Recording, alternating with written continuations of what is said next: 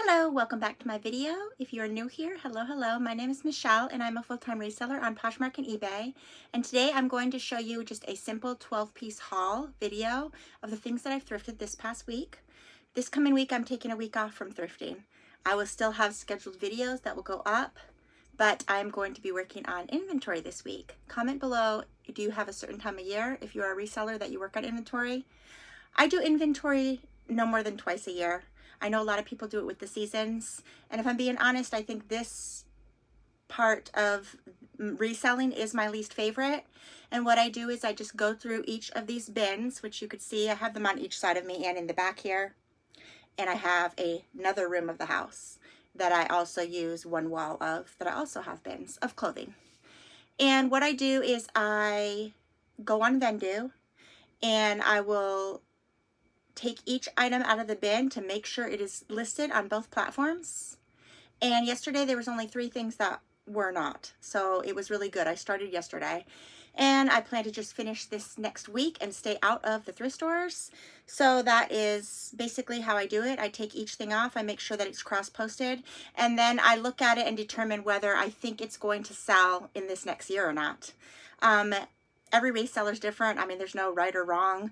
Some people keep things, forever until it sells. I mean, and if you have the room and you're not getting bored of seeing, the organized clutter, then of course, like if I had a garage, I probably would sky's the limit. Everything would be organized, but I wouldn't be so, oh, I got to move it out. And in fact, I'm not really like that. A lot of people try to move things out within 3 months, and at the very most 6 months. I do sit on some stuff. Now, when I was going through the bins and I started for inventory, I asked myself, have I been sitting on this since I started Poshmark in 2018? And did it just make it every single year of inventory? It's 2025. So did it just make it? And yes, I have about a dozen things that I simply will not part with because the right person has to come along, a retired, discontinued, or rare item. I have some 80s Adidas pieces. I have a president's birthday shirt, certain things that I'm just not going to part with. Will it sell someday? Maybe, I hope. I have a Disney sweatshirt from Russia, and just, certain rare items like that I just won't part with. But then there are things that I pull from my reselling that I know that's not going to sell. It's usually a brand that is no longer popular, or a style and a brand that's no longer popular. Many brands that I pick up, certain styles are popular, but the brand as a whole is not popular. And so I removed probably about 50 items already. And I do have a Poshmark closet of 3,000 items and an eBay closet of 1,500 items. So that is my little intro of what I'm going to be up to this next week. And right now I just want to show you what I thrifted this past week. And I'm going to just start with the 2 items that I thrifted for myself, because normally I don't always include those, and I decided to. So they had 2 of these little Maeve Anthropology tanks at my local Goodwill for $4.99. That is what the Maeve looks like. Maeve used to be a really good reselling brand, one of the Anthro brands. It's not as good as it used to be. They're excellently made. They're lined. They're usually like a cotton and natural fiber linen blend, and they're not see-through. It's a really nice fabric. So this is just a cute little black and white embroidered, I think it's not peplum. It's kind of like a vesty type of deal. And I probably just wear it with a skirt. And so they had another one that was peplum, and I couldn't decide, and of course I don't need 2, so I just purchased this one.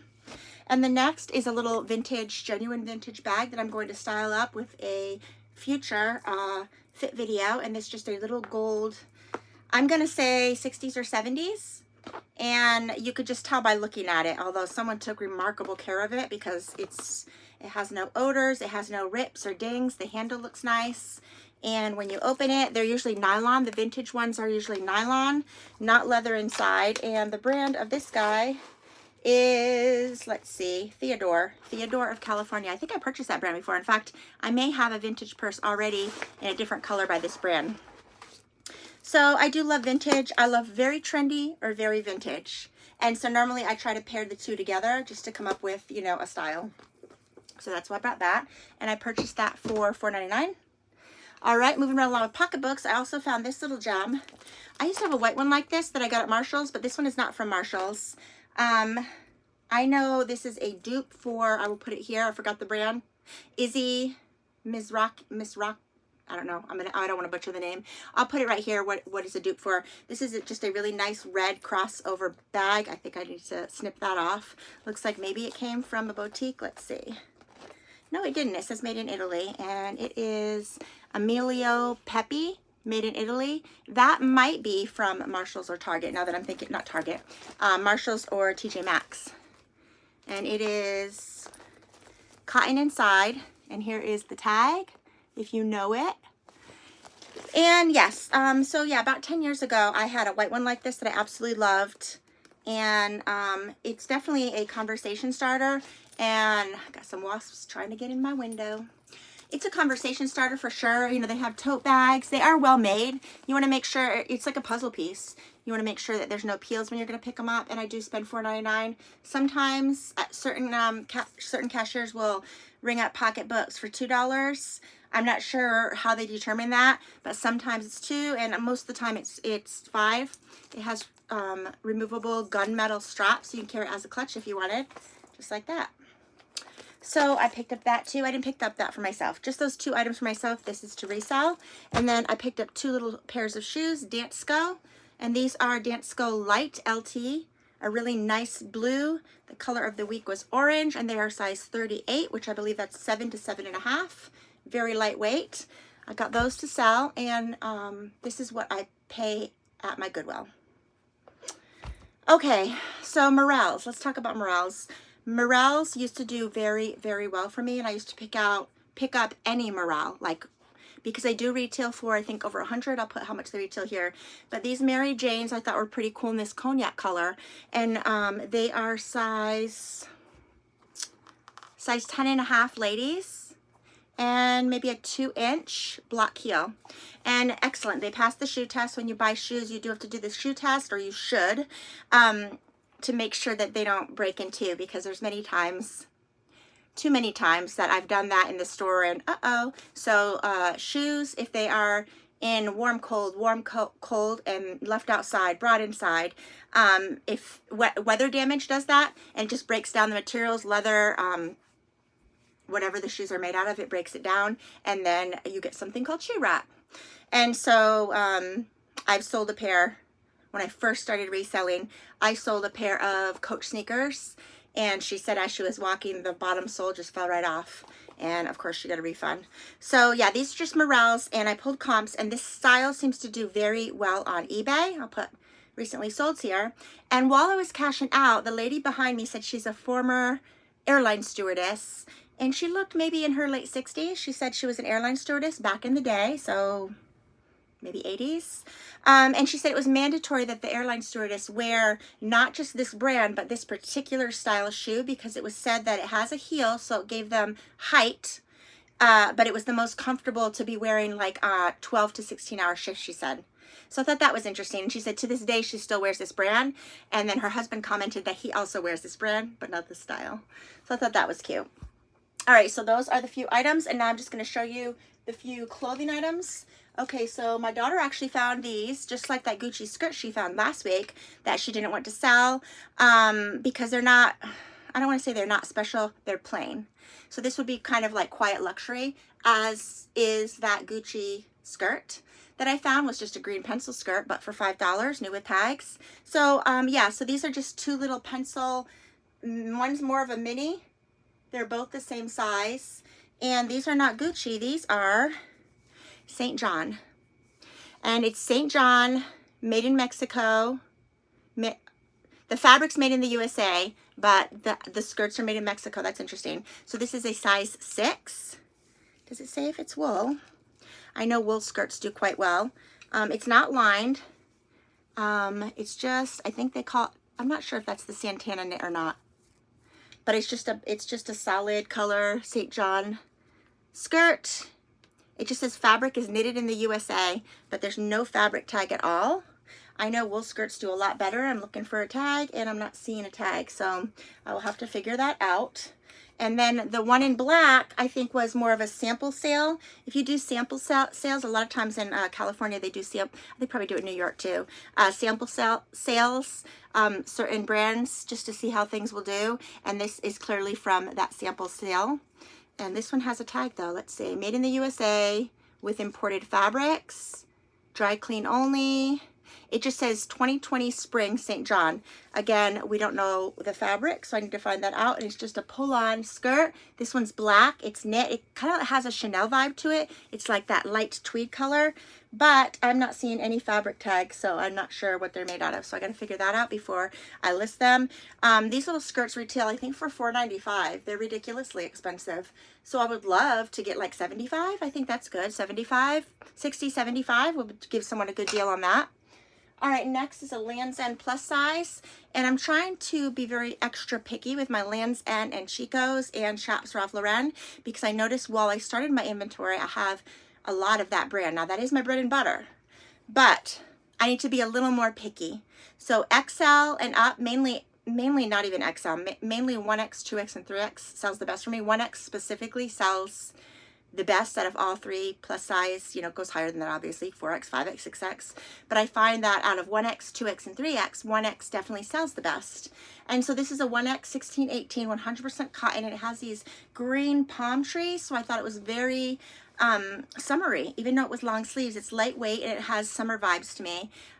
You know, if you were going on vacation, a cruise, if you were going out to eat, you know, it just looks really, really pretty and with a tropical look. So with the right keywords, I think that will definitely sell.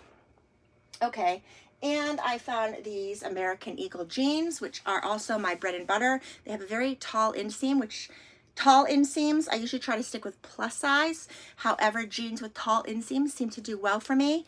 And so that is why I picked it up. This is the American Eagle Flex, and they are in size 28, and the inseam is 34, it says. So of course I take measurements. I find the stock photos, I take the measurements, I put the measurements in the pictures for people, and yeah, so just your basic. And what I usually get for those, I usually get like $29 to $39 depending. All right, next is a very, very, very pretty, I wish it was silk. That would make all the difference in price point, but I picked up this Lauren by Ralph Lauren 2X, so it is plus size. That's the green label, guys. And it's a tiered blue paisley polyester skirt, a full twirl, a huge circumference. If that was laid out, that would probably be like 122-inch circumference. And it's just a pull-on, drawstring, and go. I picture that with either a white, what are they called? Bodysuit. A white bodysuit would look sharp, because anytime you wear something flowy and like larger on the bottom, you're supposed to be having a little more fitted on the top. Not that you're supposed to, but as far as flattering goes, you don't want to look and feel like a paper bag unless you do. So this is kind of bigger and flowy. So usually women would pair it with a more fitted top. And then opposites, if you have a big flowy top, usually you have like skinny jeans or like fitted leggings or something like that. Speaking of skinny jeans, don't you find it interesting that skinny jeans are so years ago and out, but yet leggings that are basically skinny jeans, unless they're flare, regular leggings are fine. So anyways, you wear what you like, right? But I do follow trends as well. I don't take them as gospel, but it's like I follow the trends as well, because I like vintage or super trendy. So this is not Elephant, but Oliphant brand. Oliphant, and they're kind of a batik. I'm not sure if I'm saying that right. So this is like raised. It's like, it's almost paint. The fabric's painted. The fabric is definitely hand painted because it had a few drops of gold on it. So they're hand painted, and they retail for, I forgot, I went to the website, I was sticker shocked, put it right here. And so it just buttons up. It's beautiful. I wish it was a larger size, but regardless, it will sell. And this is just a size large. In fact, I don't know if they make anything bigger than an extra large, but I'm going to research it and find out. And this is a very good brand. Again, I'm going to show you this tag just in case you are out thrifting. I mean, it's a bright orange tag, Oliphant, and that will sell. And I'll do a video on it when it sells. All right, next is two Coldwater Creek pieces, and they are silk, and that's why I picked them up. Coldwater Creek has a cult following. This is very 90s to 90s into Y2K, I would say. It has that sheer, but it's silk and it's lined. The sleeves are sheer and see-through. The blouse is not. It's V-neck. The colors are gorgeous. Rich plums, purples, golds, and turquoise. Oh my gosh. I picture that with some turquoise earrings. So beautiful. And your white denim, just beautiful. So, and then I also picked up this plaid one, and it's kind of tailored. It has like these, what are they called? They're not called pleats. Gathering. It gathers here, and it is a button-up, believe it or not. Or no, it's not a button-up. It's a zipper. Look at that. I didn't even notice. I thought it was a button-up. So it zips, but yet the zipper is hidden. So cool. Almost like a jacket. Look at those rich colors. And again, it's silk, which is why I picked it up. If it wasn't silk, I wouldn't have picked it up. And if it wasn't XL or larger, I wouldn't have picked it up. If it was a size medium or large, it would have got left behind. All right, and lastly is this J.Crew size large. I am tampering with size large. Normally, I only pick up XL through 3X. But every now and again, when I find something either spectacular or new with tags or style-based, I will try to sell it.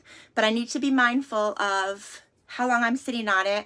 And am I buying it because I like it, or am I buying it because I think that someone else would like it? So this, almost like a postage stamp. Look at all that crazy cotton. It does have pockets, and it's J.Crew Indian Madras classic button-up blouse. Women's. So beautiful. Of course, it could be unisex.